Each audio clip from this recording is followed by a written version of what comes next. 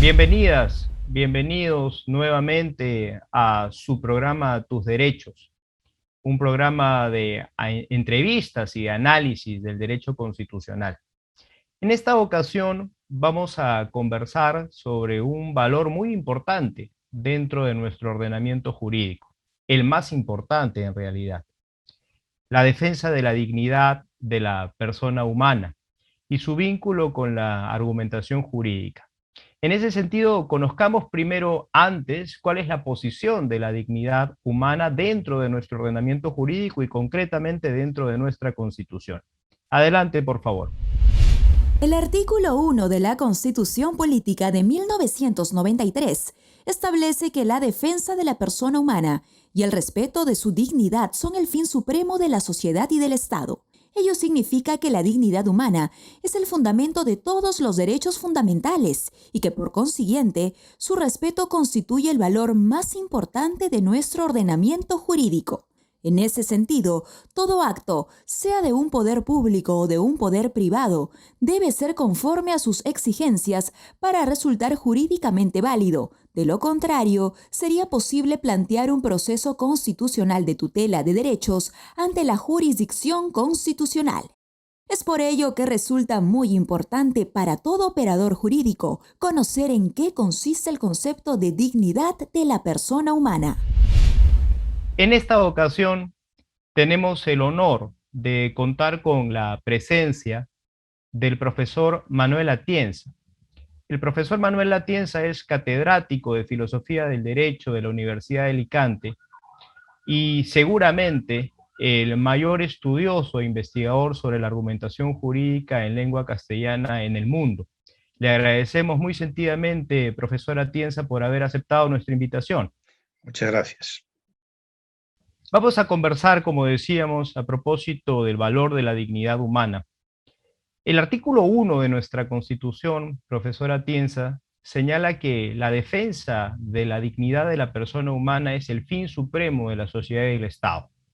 Y hay muchos documentos constitucionales que hacen algo parecido, ¿no? El artículo 1 de la Ley Fundamental de Bonn señala que la dignidad humana es intangible. Entiendo que el artículo 10 de la Constitución española la sitúa como uno de los valores superiores del ordenamiento. A su juicio, ¿cuál es el concepto de dignidad humana? ¿Qué debemos entender por este valor?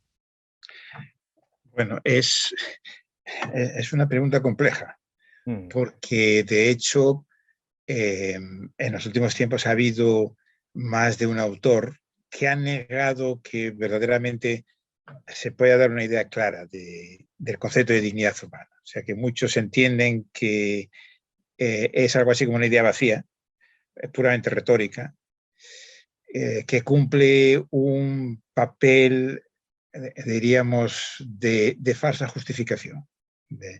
Yo no estoy de acuerdo con esta tesis porque me parece que efectivamente se puede esclarecer suficientemente el concepto, aunque no sea fácil. Probablemente haya fundamentalmente dos grandes concepciones de la dignidad humana. Una es la concepción religiosa, la concepción, diríamos, que viene de la tradición cristiana, aunque viene, por cierto, desde época muy reciente, porque lo que se entendió por dignidad en el cristianismo hasta hace verdaderamente muy poco, no es lo que hoy solemos entender por dignidad. La dignidad en el sentido tradicional, religioso, significaba el desempeñar un alto estatus, la dignidad, por ejemplo, pues del Papa, naturalmente, de los obispos, y no era una dignidad no era una propiedad que se predicase sin más de todos los seres humanos. Bueno, pero hoy es una de las concepciones importantes de la dignidad en el sentido de un atributo intrínseco de la persona humana que sería consecuencia de ser criaturas divinas, la concepción religiosa. Y luego tenemos la concepción secular, que esencialmente es la concepción kantiana, que a mí me parece que es la que hay que entender, que está detrás de la Constitución peruana, española, ahora de casi todas las constituciones, por lo menos de las constituciones más recientes, y de todos los documentos de derechos humanos en el ámbito internacional. Y la idea, como sabemos, se plasma en la segunda formulación del imperativo categórico, en donde dice que los seres racionales no pueden ser tratados meramente como instrumentos, sino que son fines en sí mismos. Es subrayado este calificativo de meramente como instrumentos, porque Kant naturalmente tenía muy presente que la vida social hacía que nos tratásemos como medios para conseguir muchos propósitos. Un contrato, naturalmente, implica, cuando uno contrata el servicio de otra persona, utilizarlo como medio, como un instrumento para satisfacer alguna finalidad que uno se proponga. Pero lo que decía Kant es que lo que iría contra la dignidad es tratarlo meramente, exclusivamente, como un instrumento y no al mismo tiempo como un fin en sí mismo. Entonces creo que esa es verdaderamente la idea básica de dignidad humana. Y ya que menciona a Kant, claro, en el imperativo categórico, como sabemos bien, había más de una formulación, ¿no? Entonces, sí, mi pregunta sería, ¿cómo hacer confluir esa segunda formulación, el deber de tratar a todo ser humano como un fin en sí mismo, con la primera, que está vinculada con el valor de la autonomía, ¿no? La autonomía es otra cara de la dignidad, es algo distinto a ella. Podría eventualmente la primera y la segunda formulación entrar en tensión, y en caso de esa tensión, ¿cuál primaría? Sé que no es una pregunta tampoco sencilla, pero le ruego tratar de hacer resumidamente alguna reflexión sobre el particular. Sí, el imperativo categórico tiene tres versiones, tres formulaciones. Una de ellas es la que acabamos de recordar, de la dignidad humana. Otra es la idea de autonomía. Y la tercera es la idea de universalidad y, por lo tanto, de igualdad. Entonces ahí tenemos pues, los tres grandes valores de la ética, diríamos, moderna, ¿no? y contemporánea. Ahora, sobre si están o no en tensión. Yo creo que hay una idea que aparece en Kant, que quizás no se subraya suficientemente, pero aquí a mí siempre me ha parecido central. Y es cuando Kant dice que esas tres formulaciones realmente representan perspectivas distintas de una misma ley moral. A mí me parece que esa es la idea más importante. O sea, que si se entiende la dignidad, la libertad y la igualdad en su sentido más profundo, entonces no entran en contradicción, sino que están haciendo referencia a lo mismo, a lo que para Kant sería la ley moral. Y lo que pasa es que cada una de ellas, cada una de esas formulaciones, se está fijando en algún aspecto, en un aspecto, diríamos, distinto, en un valor distinto de un mismo valor, diríamos, de fondo. Entonces, en ese sentido, no entrarían en contradicción. Ahora, lo que pasa es que yo creo que es una de las dificultades para entender lo de la dignidad y para entender los problemas que plantea en el manejo, en la interpretación de la Constitución, y es la idea de los posibles conflictos entre derechos y la idea de la ponderación. Porque, claro, tal y como se suele presentar la dignidad, si es el fin último de todo el ordenamiento jurídico o el fundamento de todos los derechos, como dice la Constitución española, entonces parece como que es un valor absoluto y que entonces nunca podría ponderarse con ningún otro valor. O dicho de otra manera, que si hubiese una contraposición entre la dignidad pues, y algún aspecto de la libertad, de la igualdad o de cualquier otro derecho, la dignidad siempre tendría que salir victoriosa. O sea, no se puede ponderar en ese sentido. Su valor, diríamos, siempre está por encima, derrota siempre a todos los otros. Si me permite, vamos a una pequeña pausa e inmediatamente retornamos para que por favor desarrolle también esta idea.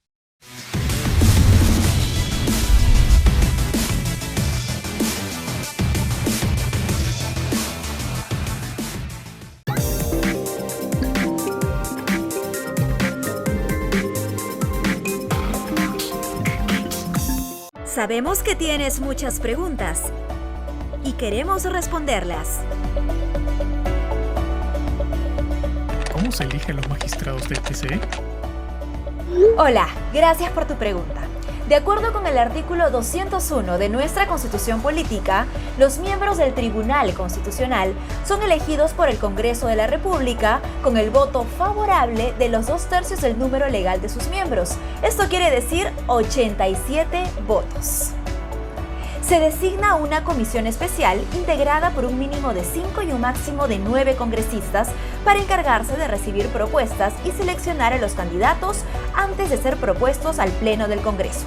La designación para el cargo de magistrado del TC se hace por 5 años sin posibilidad de reelección inmediata. Recuerda, puedes hacernos más preguntas en nuestras cuentas oficiales de redes sociales. ¿Querías conocernos más? Ahora ya lo sabes. El TC responde a tus preguntas.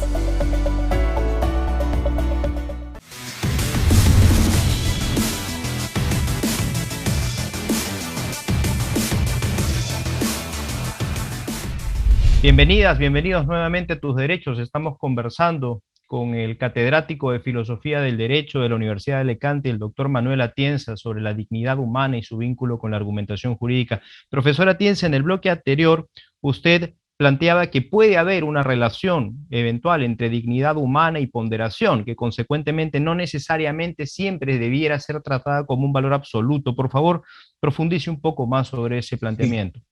La dignidad tenemos que entenderla en dos planos distintos. Y por cierto, también los otros grandes valores como la igualdad y la libertad. Entonces, entendido en su sentido más profundo, que es al que está refiriéndose Kant en la formulación del imperativo categórico, y cuando él dice que son dimensiones de la misma ley moral, ahí diríamos que no cabe ponderar. Lo cual no quiere decir, por cierto, que haya casos, yo llamaba a veces casos trágicos.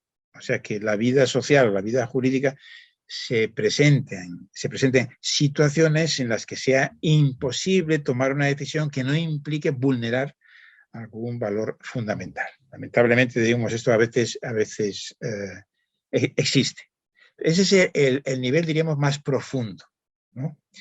Para entendernos, es como cuando uno habla del principio de igualdad y las acciones afirmativas. Claro, por ejemplo, una acción afirmativa en favor de una mujer o de una persona de una determinada raza, parece que querría decir ir en contra de la igualdad de trato de otra persona, cuando chocan. Pero claro, no podemos entender que una medida, si entendemos que hay medidas que están justificadas de acción afirmativa, implique vulnerar la igualdad en su sentido más profundo.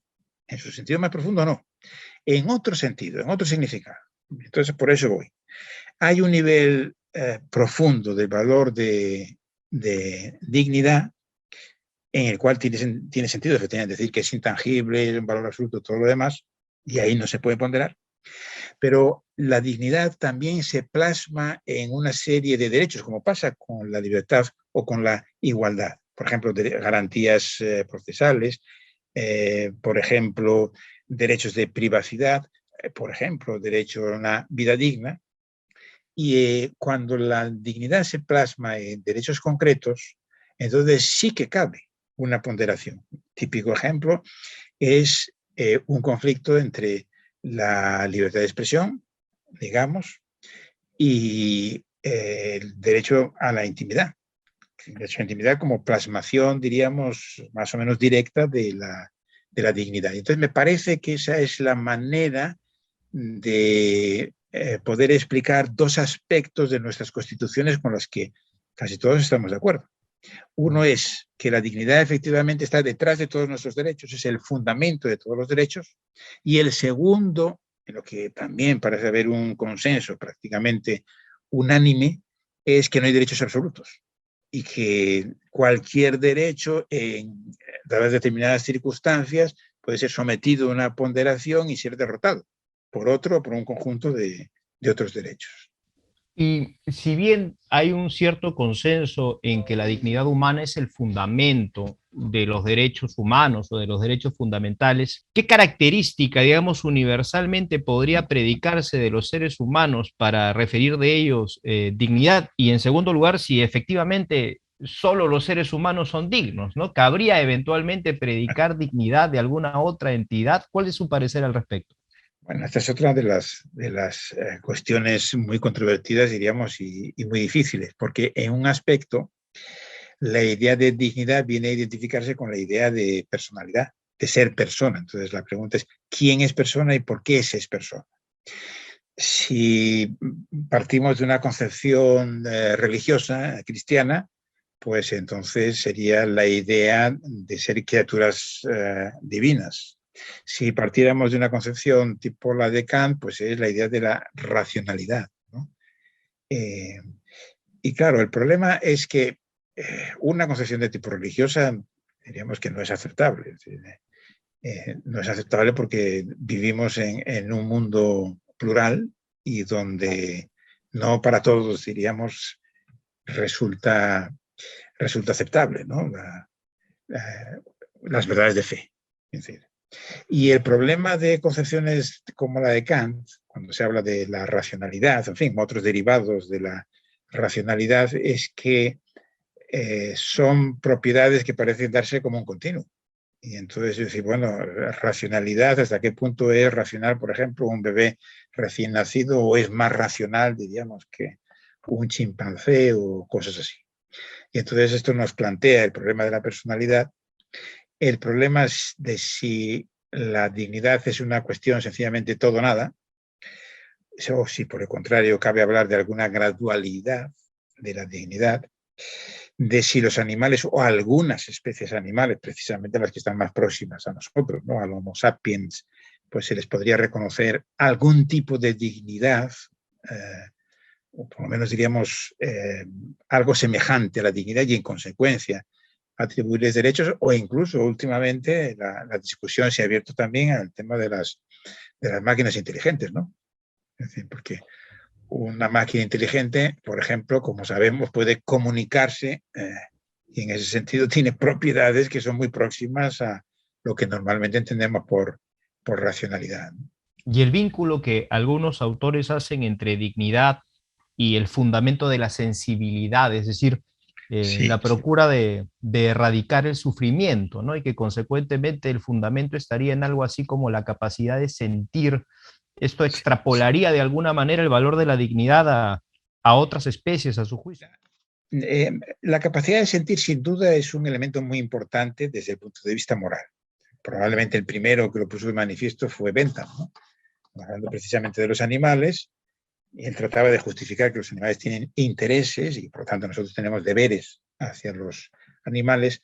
La pregunta fundamental sería esta: si pueden sentir placer y dolor, y como sabemos naturalmente que sí, si no todos los animales, pero casi todos los animales tienen células nerviosas y en ese sentido, digamos, tienen esa capacidad. Y eso es algo con lo que hay que contar en la moral.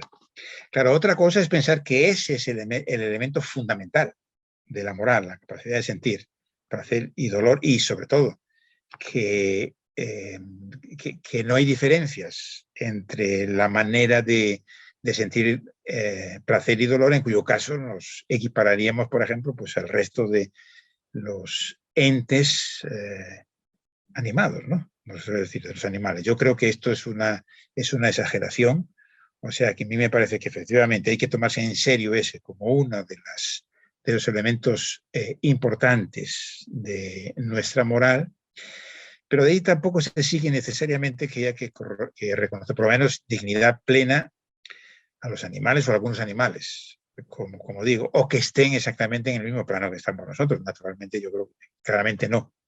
El desarrollo del sistema nervioso, diríamos, es muy distinto, ¿no?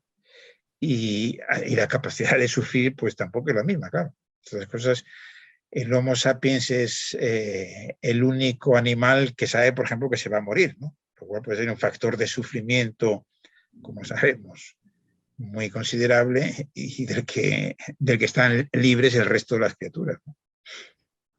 Bien, vamos ahora nuevamente a una pausa, pero no se vayan porque al retornar conoceremos algo más sobre la dignidad humana y en el siguiente bloque además conversaremos sobre el vínculo que puede existir entre dignidad humana y argumentación jurídica. Retornamos.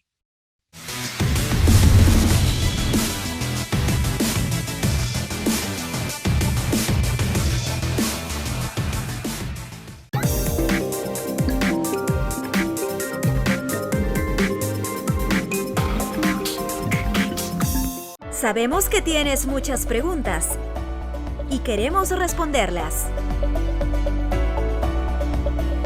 ¿Cuál es la diferencia entre un proceso ordinario y un proceso constitucional? Hola, gracias por tu pregunta. Los procesos ordinarios son llevados por el Poder Judicial y tratan sobre asuntos civiles, penales, administrativos, tributarios, comerciales, laborales, entre otros. Mientras que los procesos constitucionales tienen como fin garantizar la supremacía de la Constitución y la vigencia efectiva de los derechos constitucionales. Estos pueden dividirse entre orgánicos y de tutela. Los procesos orgánicos tratan sobre asuntos que competen al funcionamiento del Estado y las normas que emite, y son procesos de inconstitucionalidad y competenciales, ambos de instancia única ante el Tribunal Constitucional. Y los procesos de tutela sirven para proteger los derechos constitucionales y son habeas corpus, acción de amparo, habeas data y proceso de cumplimiento. Estos procesos se inician ante el Poder Judicial, pero cuando las demandas han sido denegadas o rechazadas en doble instancia, se puede acudir al Tribunal Constitucional para que pueda resolverlas en última y definitiva instancia. Recuerda que puedes hacernos más consultas en nuestras cuentas oficiales de redes sociales. ¿Querías conocernos más? Ahora ya lo sabes. El TC responde a tus preguntas.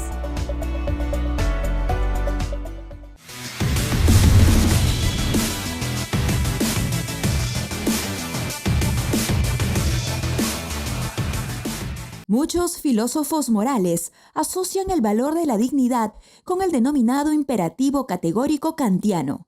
En términos simples, dicho imperativo sostiene que, como principio universal, debe respetarse que todo ser humano tenga la capacidad de darle el contenido que desea al ejercicio de su libertad, siempre y cuando respete el contenido de la libertad ajena, y que sea considerado como un fin en sí mismo y nunca como un simple medio. Bienvenidas, bienvenidos nuevamente a su programa Tus Derechos. Estamos conversando con el profesor Manuel Atienza sobre dignidad humana y argumentación jurídica. Profesor Atienza, usted ha escrito alguna vez lo siguiente: la dignidad no es solo la causa de que la gente se comporte de cierta manera, sino que es aquello que justifica que nos comportemos o que debamos comportarnos de cierta forma.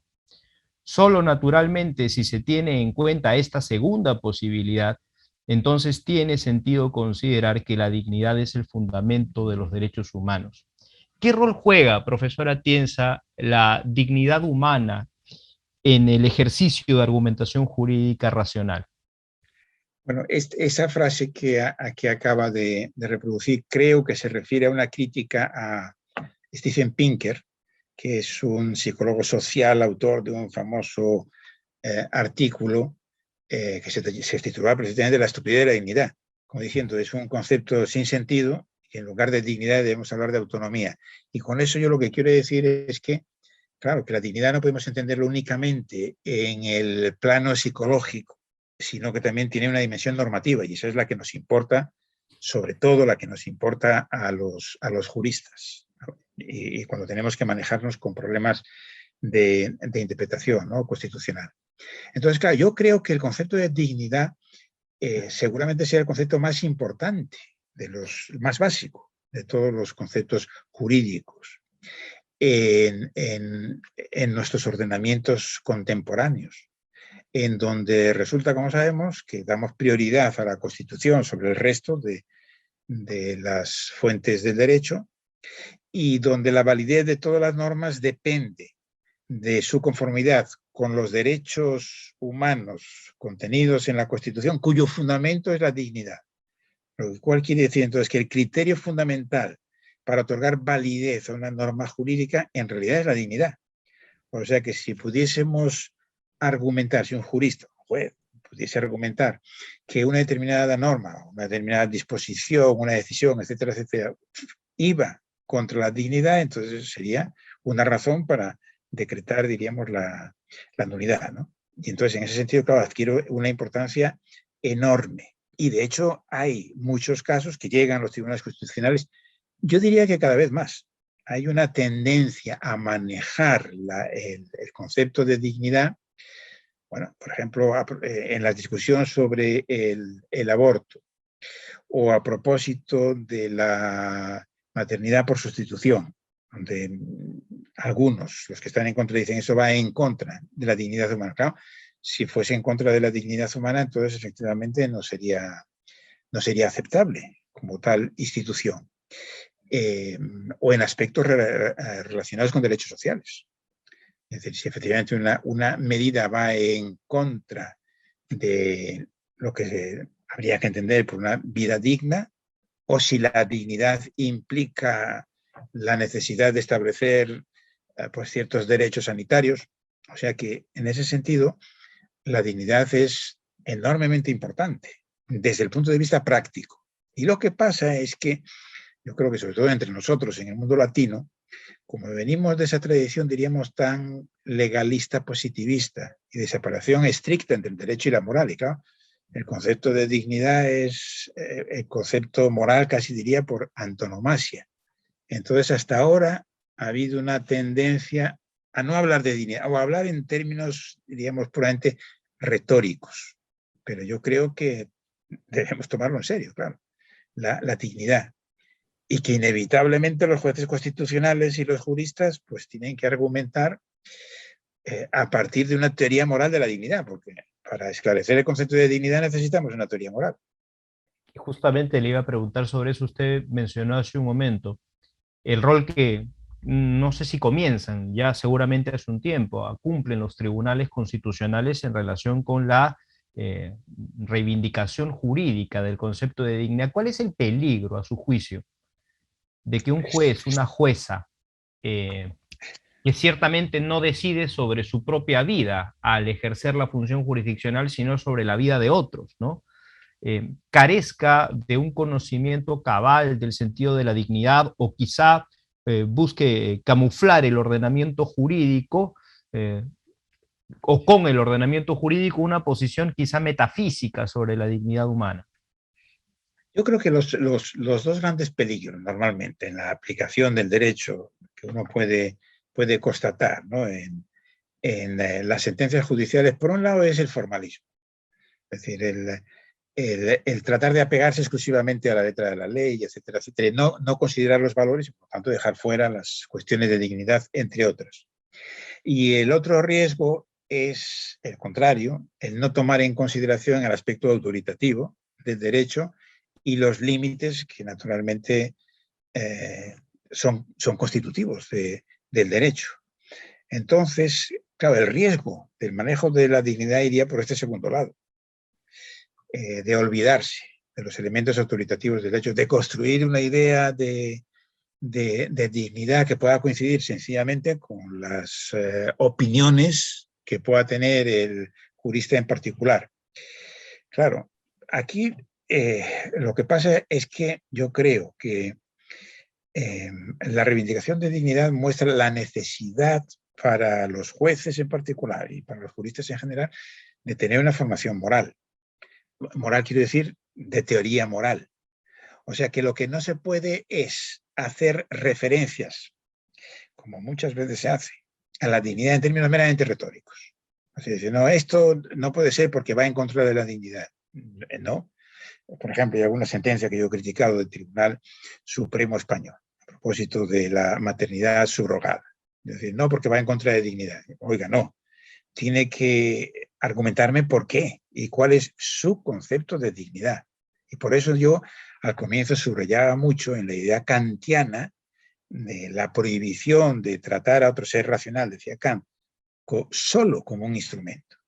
Naturalmente que ir contra la dignidad no quiere decir que uno esté tratando a otro como un medio, sino que lo trate meramente. O sea que, diríamos, esta es la cuestión, que es realmente muy compleja. Yo diría, el jurista tiene que asumir la obligación de no limitarse a invocar la dignidad, sino que tiene que construir verdaderamente un argumento y por lo tanto tiene que dar una noción de lo que entiende por dignidad, justificarla y por qué en tal caso efectivamente tal decisión supuestamente iría en contra. de la dignidad. No puede Darle limitarse. un sentido racional y práctico y no solamente retórico. Eso es. Dar razones y no quedarse en la retórica. Sí. Nos queda un minuto, profesora Atienza. Le voy a rogar que trate, yo sé que esto es muy complejo, de ser escueto en su última respuesta. Usted también alguna vez ha referido que la argumentación jurídica requiere una relación razonable entre una teoría de la autoridad y una teoría de la justicia, trayendo un poquito conceptos de Rawls. Y que en la teoría de la autoridad quizá está el por qué argumento, pero no el para qué, ¿no? Ahí cumpliría un rol importante la dignidad, a su juicio. Sí, por supuesto, diríamos, el ideal regulativo, diríamos, de un juez no puede ser otro del que tratar de hacer justicia, pero dentro del derecho. Entonces, claro, el componente fundamental de la idea de justicia es la idea de dignidad. Pero al mismo tiempo el juez tiene que darse cuenta de que es un órgano jurídico y que cuando toma una decisión no es como si fuera sencillamente un razonador moral, que por así decirlo no tiene otros límites que lo que él entiende que está justificado moralmente. Él es un órgano jurídico y por lo tanto está limitado por lo que la autoridad, fundamentalmente la Constitución, ha establecido, ¿no? Muchas gracias, profesora Atienza, por habernos concedido la gentileza de su presencia. Espero poder contar con ella nuevamente en una oportunidad futura. Bueno, un gusto y muchas gracias por la invitación. Y con ustedes, amigos, amigas, será hasta otra ocasión en su programa Tus Derechos. Hasta luego.